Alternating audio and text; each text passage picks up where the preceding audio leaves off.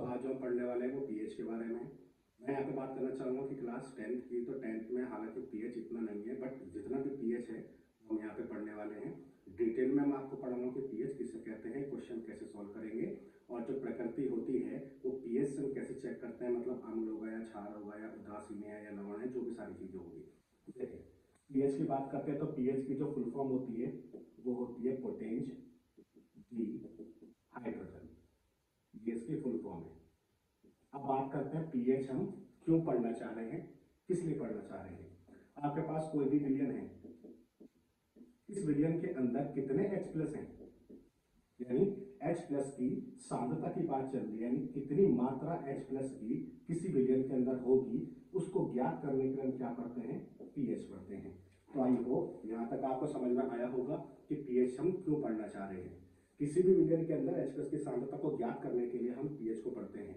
अब बात करते हैं कि डेफिनेशन क्या होगी। देखें, तो एक फॉर्मूला है pH is equal to minus log H plus. इस फॉर्मूले से हम डेफिनेशन की बात करें तो देखें, ये H प्लस है और जो ब्रैकेट है इस ब्रैकेट को हम बोलते हैं सांद्रता। तो डेफिनेशन क्या बनेगी, किसी विलयन के अंदर हाइड्रोजन आयन की सांद्रता के ऋणात्मक लघुगणक को पीएच कहते हैं। यहाँ पे ध्यान रखना कि ये जो हमारे पास लॉग है इसको हम क्या बोलते हैं, लघुगणक, और इसकी कुछ वैल्यू है जो आपको याद करनी है, जैसे लॉग 10 का मान 1 होता है, लॉग 1 का मान 0 होता है, लॉग 2 का मान 0.3010 होता है। ये एक दो वैल्यू है जो आपको याद करनी है, क्योंकि इतना बड़ा कोई टॉपिक नहीं है 10th में ये। अब करना क्या, देखें, डेफिनेशन आपको प्रॉपर समझ में आ गई होगी। हाइड्रोजन आयन की सांद्रता के ऋणात्मक लघुगणक को पीएच कहते हैं।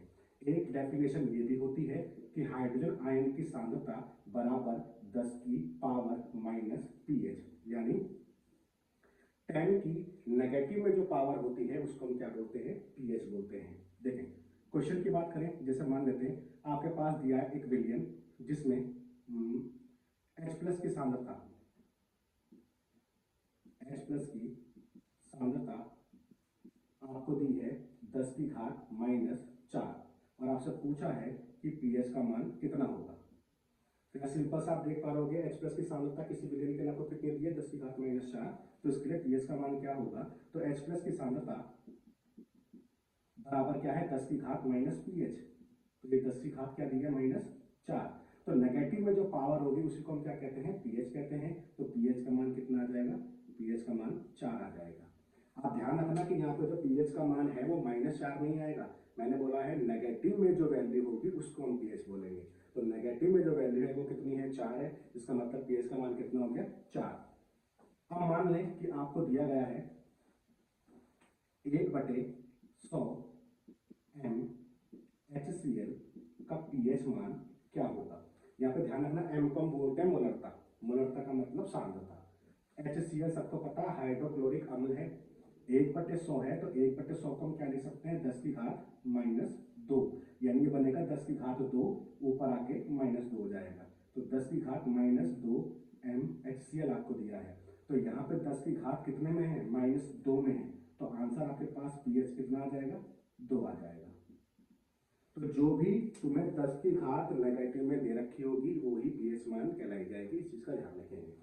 एक तो क्वेश्चन और देखें, जैसे मान लो अब की बार आपको दिया गया है 1/1000 MHCl के लिए पीएच का मान क्या होगा।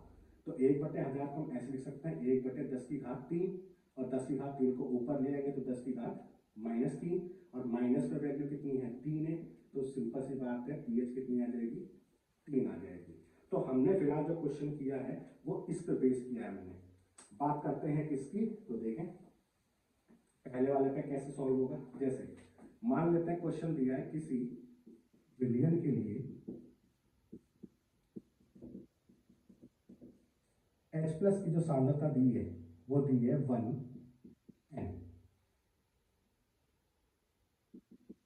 अब ये कह रहा है कि पीएच मान क्या होगा।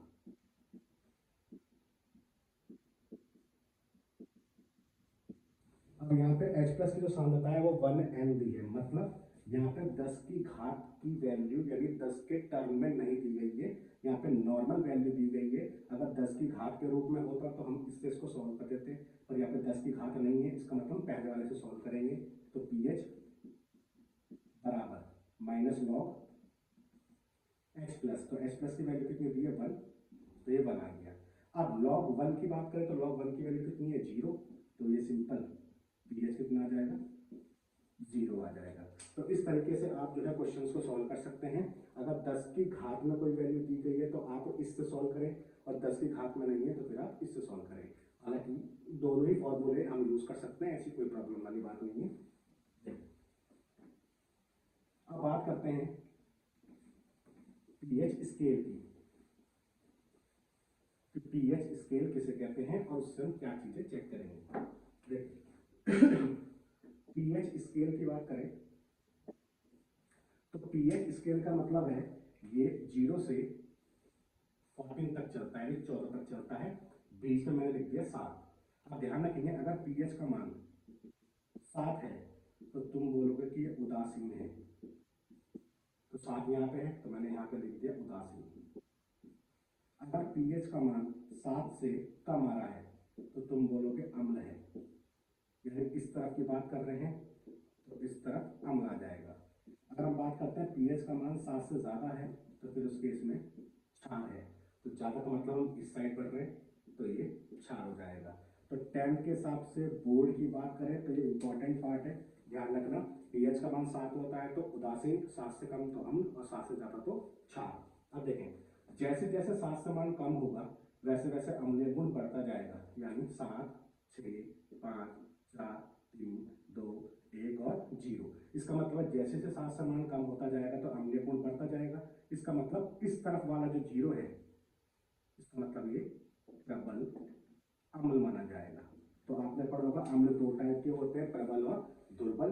प्रबल अम्ल का मतलब होता है जहाँ पे H प्लस की सांद्रता अधिक होती है, और दुर्बल का मतलब होता है जहाँ पे H प्लस की सांद्रता कम होती है। अच्छा अब देखें ये ध्यान रखना, ये जो वैल्यूज हैं ये सारी पीएच की वैल्यूज हैं 0 से लेकर 14 तक। अब हम बात करते हैं अगर 7 से आगे बढ़ते हैं तो क्षारीय गुण बढ़ता जाएगा। इसका मतलब 7, 8, 9, 10, 11, 12, 13 और 14। इसका मतलब जैसे जैसे वैल्यू बढ़ेगी क्षारीय गुण बढ़ता जाएगा। तो 14 पे क्या माना जाएगा प्रबल क्षार माना जाएगा। अब क्षार भी सबने पढ़े होंगे, क्षार कौन होते हैं जो OH माइनस देते हैं। क्षार भी 2 टाइप के होते हैं, प्रबल और दुर्बल। तो प्रबल का मतलब है जो ज्यादा OH माइनस देंगे वो प्रबल होंगे, जो कम OH माइनस देंगे वो दुर्बल होंगे। तो जैसे मान लेते हैं आपके पास एक क्वेश्चन दिया है कि आपके पास 2 विलयन है ए और बी, इसके लिए जो पीएच का मान दिया है वो दिया है 6 और इसके लिए पीएच का मान जो दिया है वो दिया है 8, और आपसे पूछा जा रहा है इन दोनों में से अम्ल कौन है और क्षार कौन है। तो 7 से कम है मान 6 यानी ये, इसका मतलब ये कौन होगा अम्ल। ये 7 से ज्यादा आ रहा है, इसका मतलब ये कौन होगा क्षार। अच्छा अब क्वेश्चन थोड़ा सा चेंज कर लेते हैं। जो स्टार्टिंग में मैंने बताया था कि पीएच किसको कहते हैं, मतलब क्यों पढ़ना चाह रहे हैं पीएच, उसी पर मैं यहाँ पे क्वेश्चन अप्लाई करता हूँ ताकि आपको समझ में आए। दोनों में से H प्लस की सांद्रता पूछी जा रही है किसमें अधिक होगी। आपको ये बताना है कि H प्लस की सांद्रता अधिक किसमें होगी, ए में होगी या बी में होगी। तो देखें यहाँ पे पीएच का मान कितना है 6, यहाँ पे पीएच का मान कितना है 8, और हमने पढ़ा है कि पीएच हमें बताता है किसी विलयन के अंदर H प्लस की सांद्रता कितनी है। इसका मतलब है ये अम्ल है। अम्ल कौन होते हैं जो H प्लस देते हैं, क्षार कौन होते हैं जो OH माइनस देते हैं। इसका मतलब OH माइनस वालों से तो हमें कोई काम नहीं है, हमें किससे काम है H प्लस वालों से, क्योंकि पीएच बताता है H प्लस की सांद्रता कितनी होगी किसी विलयन के अंदर। इसका मतलब है H प्लस की सांद्रता अधिक किसमें होगी, ए में होगी। तो इसका फाइनल आंसर क्या आ जाएगा, ए आ जाएगा, यानी ए वाले विलयन में H प्लस की सांद्रता अधिक होगी, क्योंकि पीएच का जो कॉन्सेप्ट है वो H प्लस के ऊपर चलता है। तो आई होप यहाँ तक आपको समझ में आया होगा कि पीएच स्केल हम किसे बोलते हैं। अब जैसे मान लेते हैं आपके पास एक क्वेश्चन दिया है ए, बी और सी, और तीनों के पीएच मान दिए हैं। इसका पीएच मान 1, इसका 2 और इसका 3 है, और आपसे पूछा जा रहा है इन तीनों में प्रबल अम्ल कौन सा होगा, ए होगा, बी होगा या सी होगा। तो सबको पता है 1, 2, 3 यानी 7 से कम है, 7 से कम है तो तीनों के तीनों अम्ल तो होंगी। अब हम बात करते हैं तीनों में से प्रबल अम्ल कौन सा होगा। जैसे जैसे वैल्यू कम होती जाएगी अम्लीय गुण बढ़ता जाएगा, तो प्रबल अम्ल वो होंगे जिनके पीएच का मान बहुत कम होगा। तो तीनों में से कम किसका है, ए का है, इसका मतलब आपके पास नेक्स्ट क्वेश्चन दिया है, सपोज यहाँ पे पीएच का मान दिया है 9, यहाँ पे 10 और यहाँ पे 13, और आपसे पूछा जा रहा है कि इन तीनों में प्रबल क्षार कौन सा है।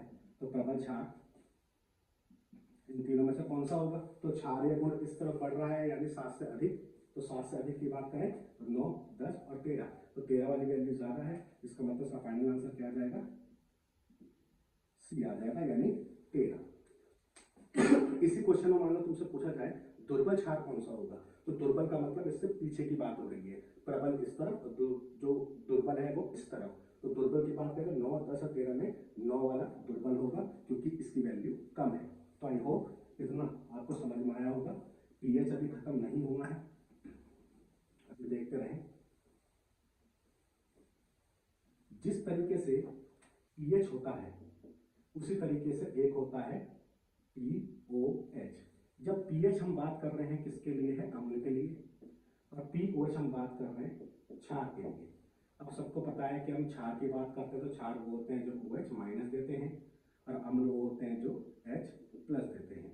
तो जो हम इन दोनों की बात करें तो दोनों के फॉर्मूले एक साथ मर्ज करने पर क्या बनेंगे देखेंगे। एक होता है पीएच प्लस पीओएच बराबर 14, ये दोनों के बीच में संबंध है, यानी पीएच और पीओएच के बीच में संबंध। अगर आपको पीओएच दे रखी हो तो आप पीएच यहाँ से निकाल सकते हैं। जैसे मान लेते हैं क्वेश्चन आपको दिया है किसी विलयन के लिए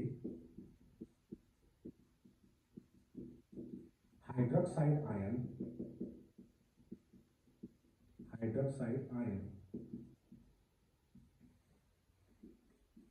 की सांद्रता 10 की घात माइनस 11 हो तो विलयन का पीएच मान ज्ञात करें। तो आपको दिया गया है हाइड्रोक्साइड आयन। अब हाइड्रोक्साइड आयन आपको दिया गया है, उसकी सांद्रता कितनी दी गई है 10 की घात माइनस 11, और विलयन का पीएच मान पूछा गया है। हाइड्रोक्साइड आयन किसे बोलते हैं, तो OH माइनस को बोलते हैं, ठीक है, OH माइनस को हाइड्रोक्साइड आयन बोलते हैं। तो OH माइनस की सांद्रता कितनी दी है 10 की घात माइनस 11, ये आपको दिया गया है। और पूछा क्या है, पीएच पूछा है, तो पीएच हमें निकालना है। अच्छा अब देखें फॉर्मूला आपके पास क्या है, पीएच प्लस पीओएच बराबर 14। तो पीएच निकालना है तो हमें ये पता होना चाहिए, पर ये तो हमें पता नहीं है, हमें तो क्या पता है OH माइनस पता है। तो जिस तरीके से हमने पढ़ा है H प्लस इजिकल टू 10 की पावर माइनस पीएच, सेम इसी पैटर्न में OH माइनस इजिकल टू 10 की पावर माइनस पीओएच। ये दोनों फॉर्मूला आपको याद होने चाहिए, ठीक है। तो OH माइनस बराबर क्या है 10 की घात माइनस पीओएच, तो 10 की घात पे कितनी दी है माइनस के 11, तो इसका मतलब है आपके पास पीओएच कितनी होगी 11। नेगेटिव नहीं लेंगे, मैंने पहले कह दिया था, नेगेटिव में जो वैल्यू होती है उसकी बात करते हैं। तो पीओएच का मान कितना आ गया 11, अब फॉर्मूला आपके पास ये रहा, तो pH plus pOH is equal to 11, यानी पीएच प्लस 14, तो पीएच प्लस पीओएच का मान कितना है 11 इज इक्वल टू 14, तो pH is equal to 14 minus 11 और पीएच इज इक्वल टू 3। इसका मतलब है पीएच का जो मान है वो कितना आया है 3 आया है। इस 3 को देख के समझ में आता है कि 7 से मान कम आ रहा है, इसका मतलब इस विलयन की प्रकृति कैसी होगी, अम्लीय होगी। अच्छा एक क्वेश्चन और देखते हैं ताकि आपको और अच्छे से समझ में आए। जैसे क्वेश्चन ये है, क्या क्षारीय विलयन में H प्लस आयन होते हैं, अगर हाँ तो विलयन क्षारीय क्यों होता है। आपके पास जो क्वेश्चन है वो ये है, यानी क्षार जो होते हैं क्या उनके विलयन में H प्लस आयन उपस्थित हैं, और अगर हैं तो आपको बताना है कि फिर ये विलयन क्षारीय क्यों है अगर H प्लस उपस्थित है। तो देखें हमने पढ़ा है क्षार कौन होते हैं, क्षार वो होते हैं जो OH माइनस आयन देते हैं, उसे हम क्या बोलते हैं क्षार। अब ये कह रहा है क्या क्षारीय विलयन में H प्लस आयन है, जैसे मान लो मैंने एग्जांपल के लिए ले लिया NaOH, इसको मैंने पानी में डाला, फिर टूट गया Na प्लस और OH माइनस में। इसने OH माइनस दिया है तो ये कौन हुआ, क्षार हुआ। पर ये कह रहा है कि क्षारीय विलयन में H प्लस आयन होते हैं क्या, वो भी चेक कर लेते हैं। जब NaOH को पानी में डालोगे तो NaOH तो टूट गया, परंतु ये भी तो आपको पता होगा कि पानी भी ब्रेक होता है। यानी पानी कैसे ब्रेक होता है, H प्लस और OH माइनस में। इसका मतलब है पानी भी ब्रेक होता है, तो कहीं ना कहीं H प्लस आयन उपस्थित तो हैं, यानी ये बात ठीक है। क्षारीय विलयन के अंदर H प्लस आयन उपस्थित होते हैं। अब बात करते हैं कि अगर हाँ, तो विलयन क्षारीय क्यों होता है। क्षारीय इसलिए होता है क्योंकि यहाँ पे OH माइनस की सांद्रता ज्यादा होती है, मतलब NaOH जो होता है वो प्रबल क्षार होता है। प्रबल क्षार होता है तो OH माइनस की सांद्रता अधिक होगी। OH माइनस यहाँ से भी मिल रहे हैं पानी से और यहाँ से भी मिल रहे हैं, इसका मतलब है इसकी सांद्रता अधिक होने की वजह से ओवरऑल जो विलयन है वो क्षारीय माना जाएगा। I hope